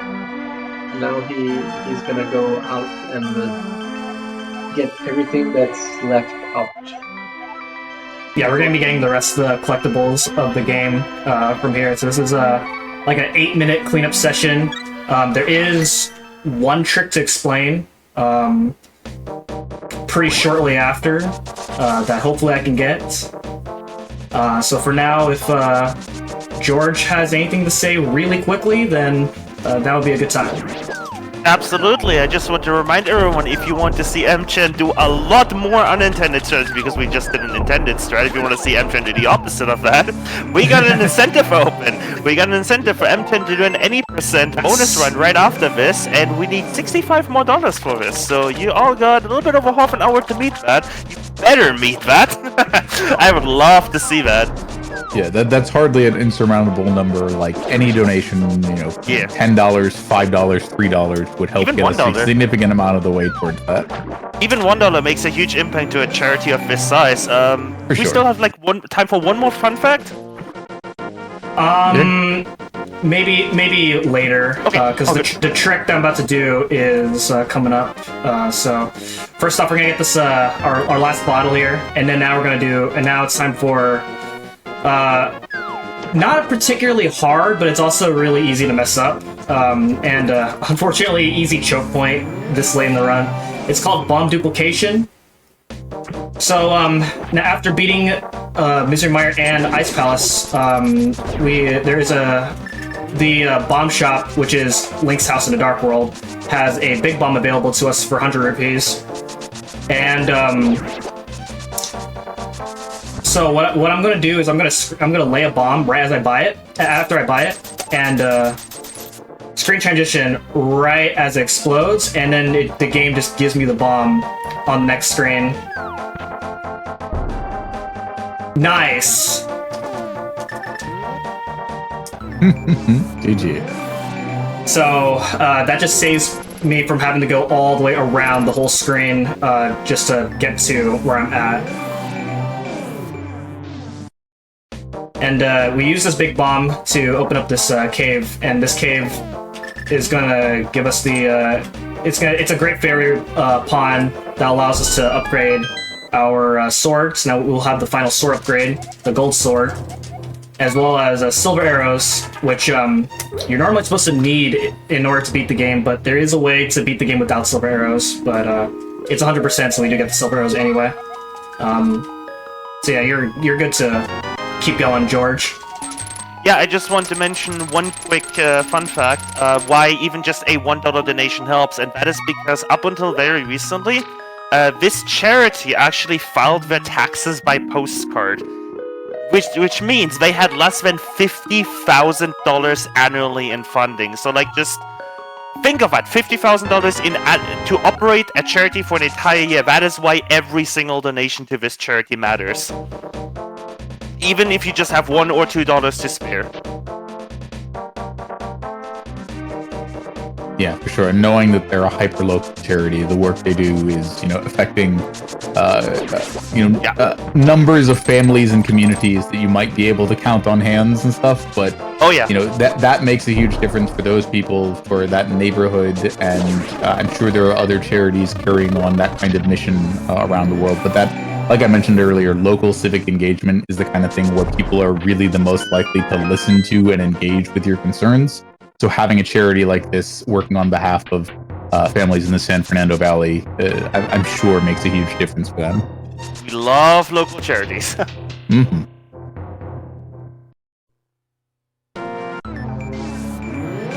Yeah, definitely an exciting thing to be a part of. This is the first Completithon where they are trying out a charity event, and this is a good one to start off with for Completithon.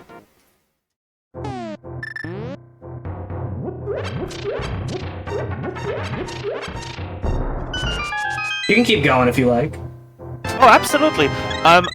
Speaking of local charities, if you just happen to be in the local San Fernando area, you can actually directly help with Somos Familia Valle. You can go directly to their site, www.somosfamiliavalle.org. It's also in chat there, so you can click that directly and you can see all they have to offer. You can directly sign up to become a member of them for free in order to get updates on their activities and events that their community hosts. And they also host free LGBTQ plus youth programs, both in person and virtually, so that youths aged 12 to 17 were LGBTQ plus immigrant, people of color, and their allies have a space to make new friends and discuss the issues and ideas that matter to them. So, if that doesn't sound like an awesome charity, then I don't know what is an awesome charity to do. Let's get these donations in. Let's hit $1,500 before this event ends. And let's get that bonus run incentive for M-Chan, Matt. Hey, M-Chan, where'd Link go?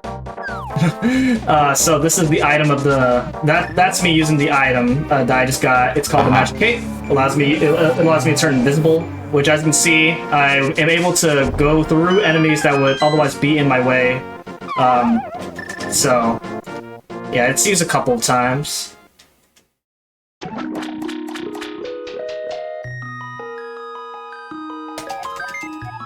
I take it we would have gotten attacked trying to pick up that last heart piece if we hadn't had it active. Alright, so we're gonna go to Lake Hylia and grab one of our last items. It is the ice rod. It's very far out of the way, so it is sometimes easy to forget to get the ice rod. I remember one of my very old runs went so far into the next dungeon until I realized I forgot the ice rod. Oh no. Did you have to immediately turn around, or were you able to finish the dungeon first and then go get it? I gave that run up. I see. Yeah, I mean, it happens. You know, the last run managed to actually... There was a gold bolt in Ratchet and Clank Rift Apart, if you've been with us for a little bit, that they were... It was the last part of a level they were trying to collect, and then on the way back, the game actually soft-locked. So it dropped them off at an earlier checkpoint, and they were able to go get it that way. Yeah, very unusual situation to end up backtracking because the game forces you to do it.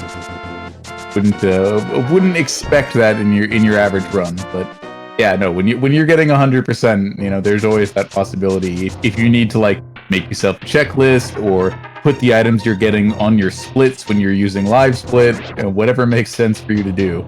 Nobody's gonna judge.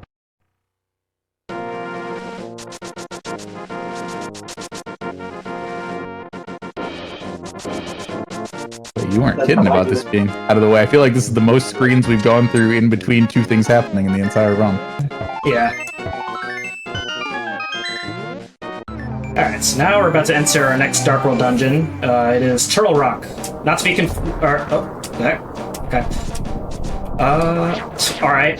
I was trying to set up a item dash with the quick medallion in order to enter Turtle Rock a little bit faster, but the game said no, so we'll just do it this way. Anyway, not to be confused with Turtle Rock and Link's Awakening and Link Between Worlds.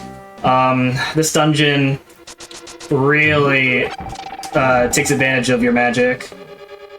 Okay. I was gonna say, I was about to ask, have we actually been on basically the same magic bar the whole run so far? But if we're gonna be using a lot coming up, then I guess the answer is not anymore.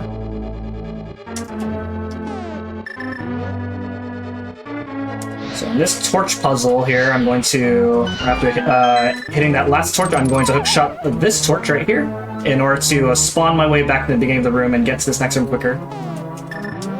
This room is much easier having the cape or the cane of Burna, as you can dash right through these rollers.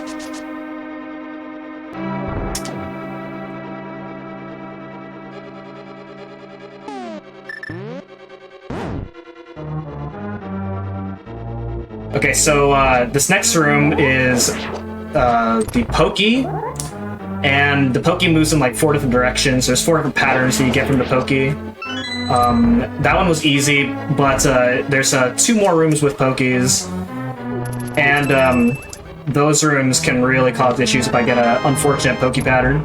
Alright, let us not speak ill of the Pokies until they are behind us. And that room is one of the worst rooms of the dungeon. The Chomps move anywhere they feel like it, and they do 4x damage if you somehow get hit by them. A very Super Mario themed dungeon. Yeah, indeed. Mario's dungeon. Pipes, Pokies, Chomps.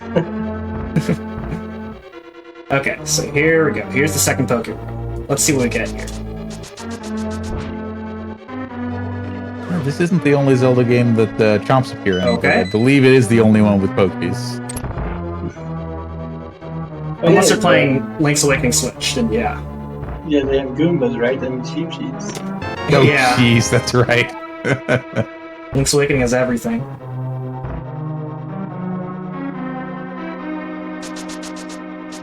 And to be fair, I feel like Bow Wow would probably be insulted by being referred to as just a chain chomp. True. It's a dog. What do you mean? All dogs look like that. Oh, jeez, my bad. Sorry. I only have cats here, so you could understand why I would make that mistake. Okay, not bad. Those patterns were pretty good. Could have been better, but it's about what you could hope for. And now we're gonna take a detour here, in order to get a heart piece.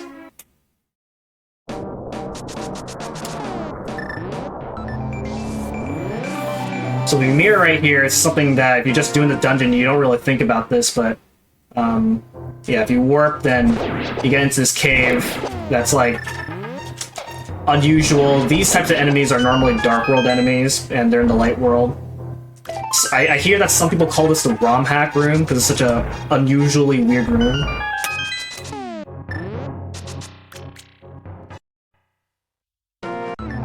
But yeah.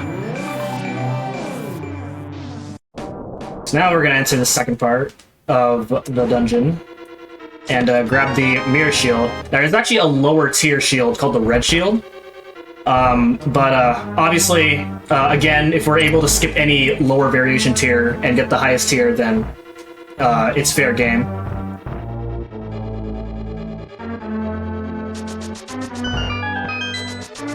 The mirror shield allows us to deflect beams, and it's actually very useful in a room coming up in this dungeon. Oh, I went the wrong way. That's not good. Okay, maybe I can improvise this somehow.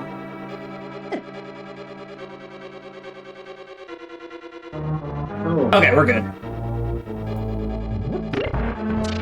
We'll, fat fingering on the D-pad.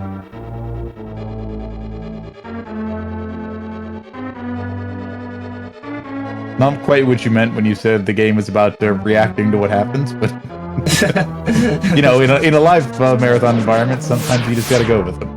Yeah. Okay. So as you can see right there, normally that laser would hit me off the edge. I would lose 4 hearts of damage, but with the mirror shield, I'm not affected by that laser.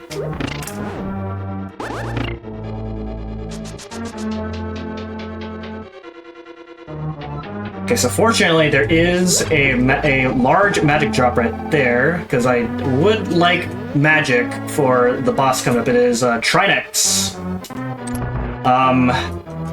3 necks, a red neck, a blue neck, and the real one.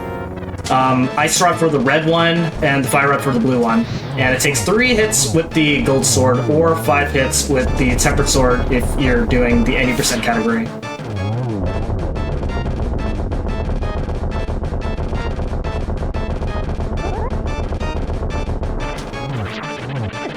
Oh, okay, very nice.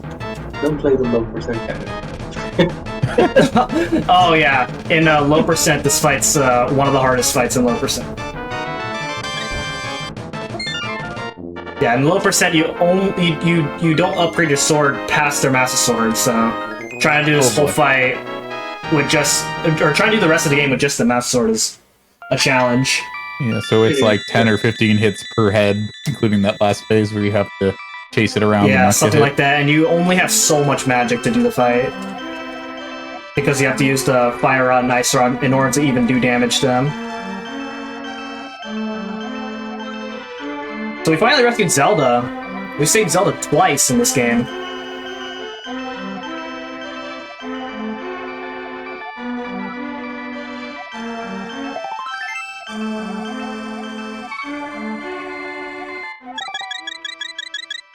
So with all 7 maidens rescued, it is now time to do the last dungeon, which is Ganon's Tower. But first there is one more heart piece for us to get. So we're gonna go ahead and take a quick detour real quick to get it.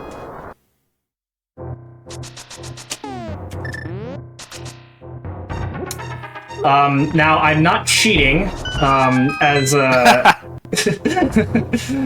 you're supposed to use ether, and there's it reveals like the path on those invisible floors I was walking on, but if you know where they are, then you don't have to use ether.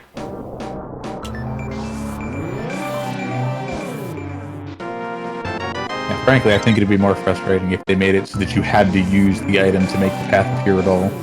Yeah. I didn't even know as a kid that you could use ether to see the floor. I used to push a Samaria block. Oh.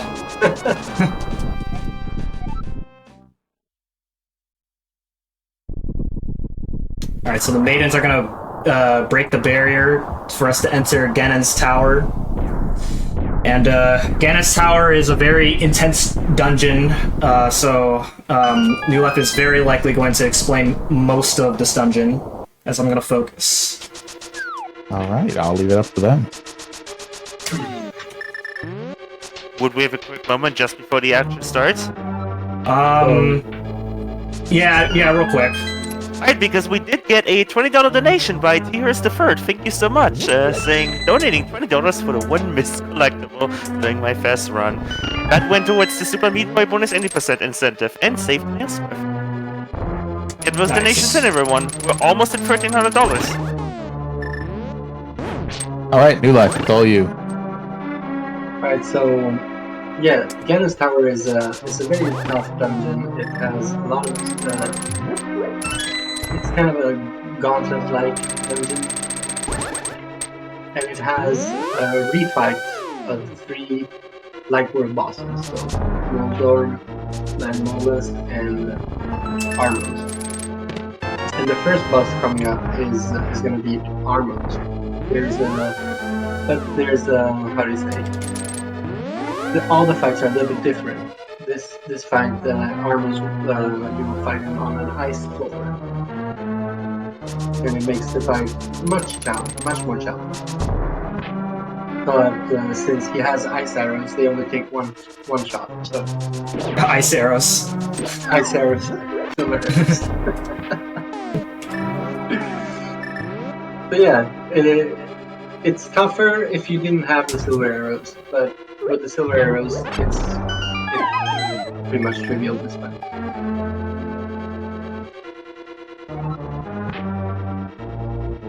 And right after the fight, he's going to grab the big key, and then the red mail, which is the last armor upgrade you get in the game. I appreciated the way that we entered that boss fight was just by falling down a hole. Yeah.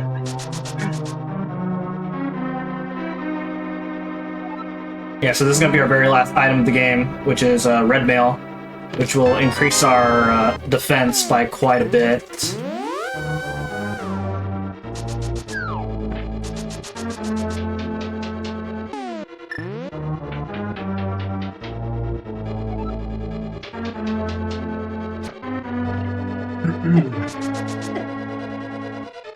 And now Yamcha is gonna climb the tower and need to reach a series of rooms that we call the gauntlets. There's several small rooms with a bunch of enemies that he has to kill as quick as possible. And they can be tricky. You can lose a lot of time. Yeah, it's mostly read and react in those 5 rooms all in a row.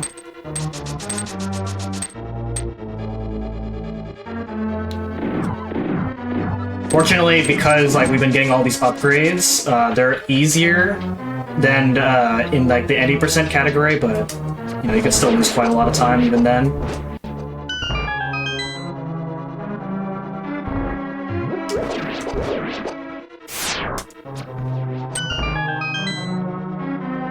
But yeah, 5 rooms of the gauntlet. Really well. Come on. Alright. Ugh, yeah, you hope for good enemy placement. That one got stuck behind the statue. Yeah, the third room is probably the trickiest one. Yeah. Okay, so everything went well except for that third room. So. And now he's gonna refight Landmolus, but in this case, there's a fire shooter in the room, which even if it's just one fire shooter, it makes the fight much more challenging. Especially in lower, not 100%, in 100%. Yeah, you got the mirror shield as you saw. Yeah. The silver arrows are just such a powerful weapon. They kill one shot enemies in the game.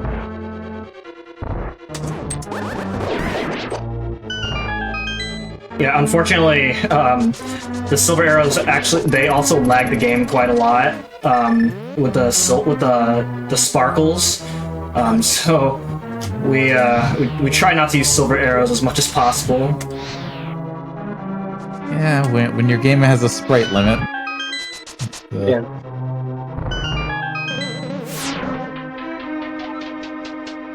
So in these two torch rooms, normally use both the lamp and the fire rod, but because we have half magic, I can use the fire rod more often, and it saves more time in those rooms.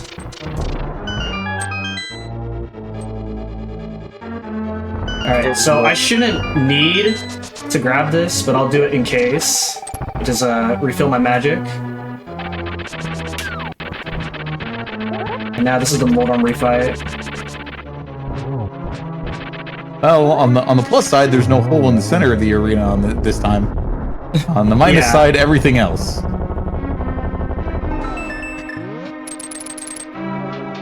Thankfully, our equipment made that fight much faster than last time.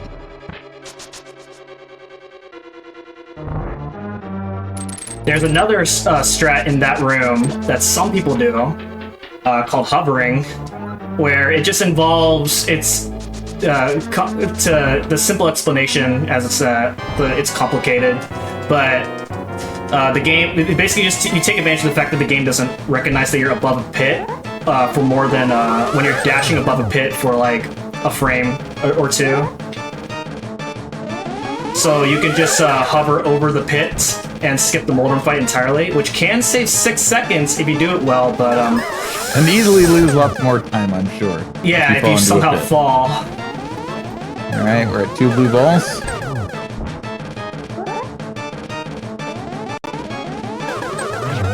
Okay, nice. So yeah, so that's the Aghanim rematch. As you can see, there's 2 silhouettes as well as the real Aghanim, and you want to shoot Aghanim shots at the real Aghanim. And it's a really hard fight because you need in order to fight really well, you need really good geometry to line all the energy shots to hit Aghanim at once. So if you're really good, you can get a 2 cycle, but it's also random because Aghanim can shoot a blue ball. Hey, do we have a second before the Ganon fight? No, unfortunately not.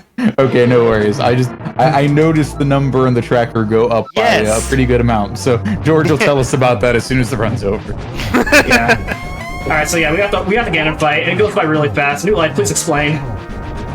Well, Ganon, with the golden sword, he takes 6 hits per cycle.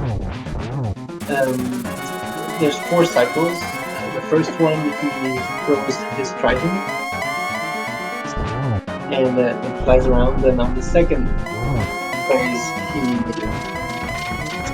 he gets the circle of bats, fire bats that fly around him, and then they target you. But they're pretty easy to dodge. On the third phase, he tries to break the floor around, and once all the floor around the room has broken, the lights turn off. There is a trick you can do where you light the torch, the first torch, before the second one goes Nice, off. got it. And yeah, and then you get the torch glitch. And then the lights will never turn off, which is really good. Okay, so time is coming up soon. As soon as I enter the Triforce room. Yeah, and that last phase. Pretty quick with silver arrows. Yeah. Silver arrows. Time. Yeah. GG's. GG's. GG's. 152.53. It's a pretty good time. Very good time. Would have been a little bit better had a chess game went a little bit better, but I played well overall outside of the RNG, so I'm happy with how the run went. Yeah, you should be. That went very well. And Yeah, it was an amazing run. You know what's also amazing? What is that? AT3 has alluded to it earlier, but just before the Ganon fight, we did get a massive donation coming.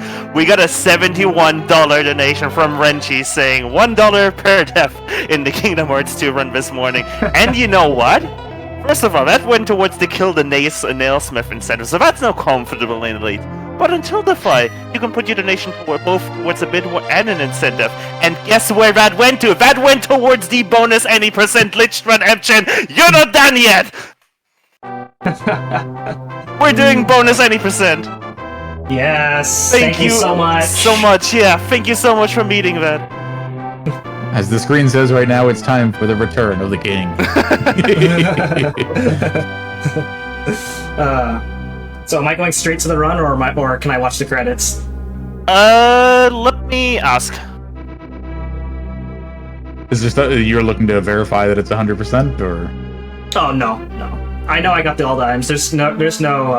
Okay. It's just something that I always do at the end of my runs. I just always watch the credits. You'll see the credits after the 80%. It's true. We could just do it then. Alright. What's going to be the estimate for this? For any percent? 4 minutes.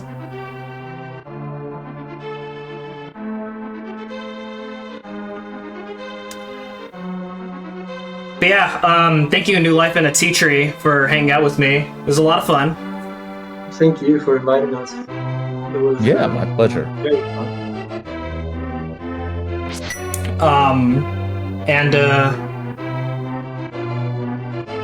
Right, I've just been told that you can go into any percent whenever you'd like.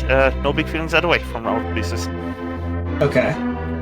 I guess we'll do it now, because actually the credits take a while, so... Alright. Alright. I'm gonna reset my own timer, and then... this file. Alright. Let's call it Eddie. Alright. So yeah. Thank you guys so much for donating towards the any percent run. And so you got a demonstration earlier that of what A Link to the Past is like when you go through the game without breaking the game too much. But now you guys get to see A Link to the Past in its true potential. Right. So- Yeah. I talked a little bit earlier about how sometimes the logic of the game has to catch up to try to account for certain things you can do. We're gonna set up a situation where the game can't really do that. Yeah, and I should actually. It's worth noting that there's several different ways that you can do this run. The route that I'm going to be doing for this run is not the absolute fastest way because it involves like a ton of like frame perfect, pixel perfect clips. So I'm going to be doing the route that's like super easy to do if you're just watching this run and you want to copy everything that I'm doing here, then you can do exactly what I'm doing. And it's like one of the easiest ways of doing this run. So. And you too can beat A Link to the Past in 6 minutes. Exactly. Yeah, it's true. This is technically you could do this as a party trick. I know people who have done it. It's a lot of fun to watch. Was it Yeah. 4 or 6 minutes? Sorry, I forgot. 4. Okay, 4. sorry, my bad. Yeah. Four Yeah, minutes. we're looking for between 3 and 4 minutes probably. The world record for this category is I think 1 minute 36 and 3/4 seconds. Yeah, something like that. And again, it involves doing frame perfect, pixel perfect clips that are like super crazy to do. They do it unbuffered, which is even crazier. So. And it's not version exclusive, if I'm recalling. Wow. Yeah, you can do this you can do this route in any version. So here we go. Whenever you're 3, ready, let's do it. 2, 1, go. All right, here we go. So once again, Zelda is telepathically communicating with us that Aghanim is gonna do something terrible. In 5 minutes, so we'd better hurry. Yeah. Uncle tells us to stay in bed because he's gonna save the world instead of us. Oh, okay. I mean, that sounds fair. Yeah.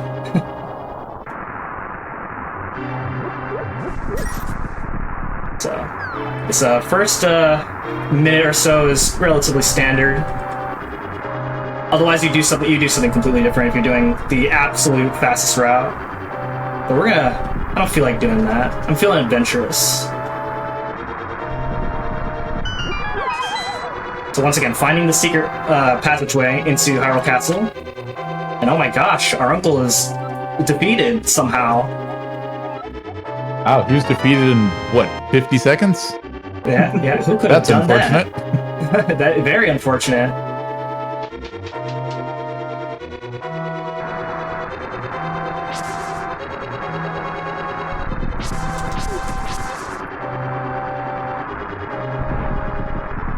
So we enter the castle, and you know, I don't feel like doing this run, so I'm save and quit, and come back to this later. Oh, sure, that makes sense. Sometimes you just need to take a break.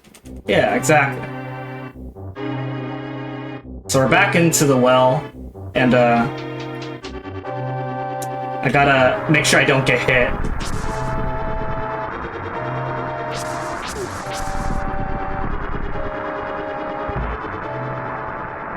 Yeah, it's Getting hit important well. not to get hit. Yeah. So we're gonna go up here this time.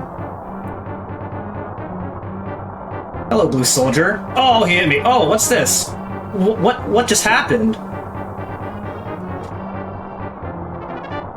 You appear to have fallen through the world.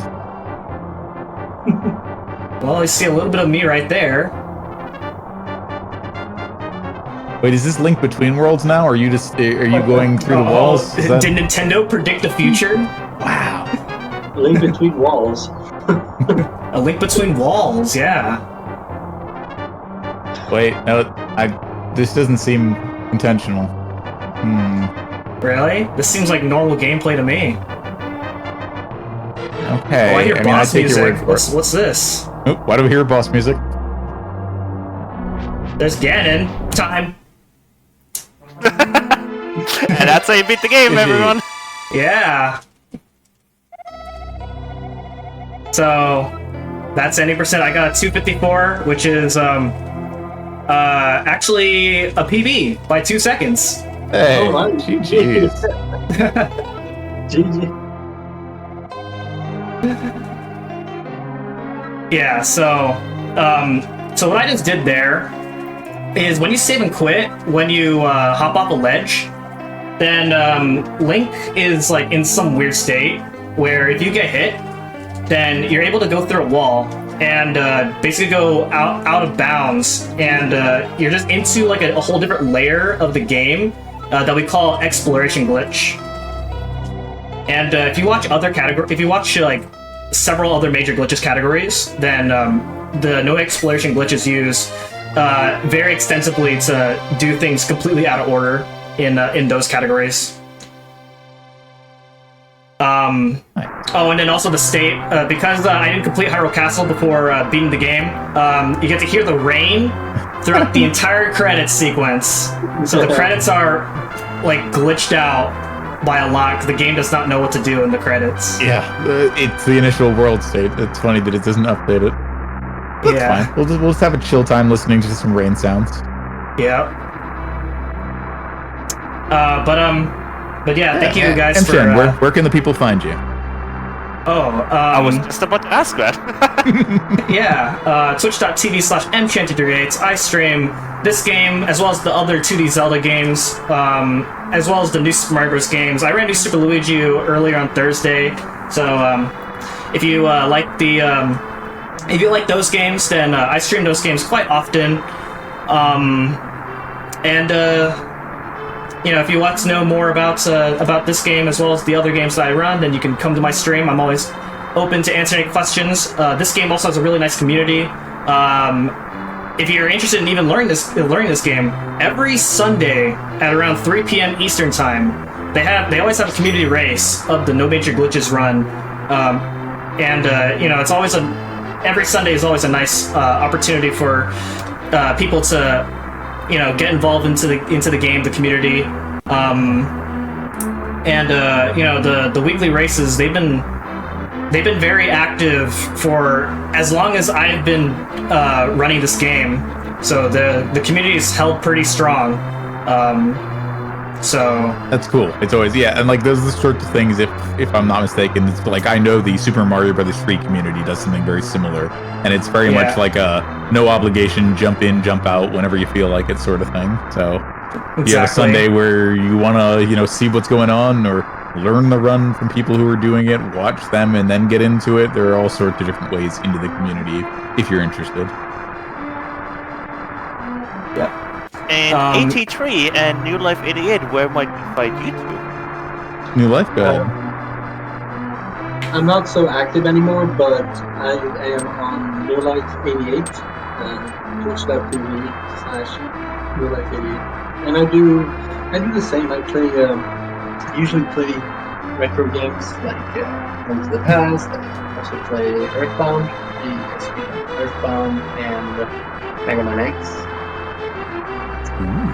And and I also I do like to shout out New Life. New Life has been my Link to the Past like racing buddy, like way back in like 2016. He and I would we used to race this game quite often, whether it's like this game, no major glitches, this category, no major glitches, even randomizer. So New Life and I go way back, and it's and I'm happy that he joined me on commentary for this run. Thank you. Yeah, very glad he was able to make it. And 83, where might we find you? I'll tell you what I tell everybody who asks me that question as I'm participating in marathons, is that you're more likely to find me by just watching more speedrun marathons.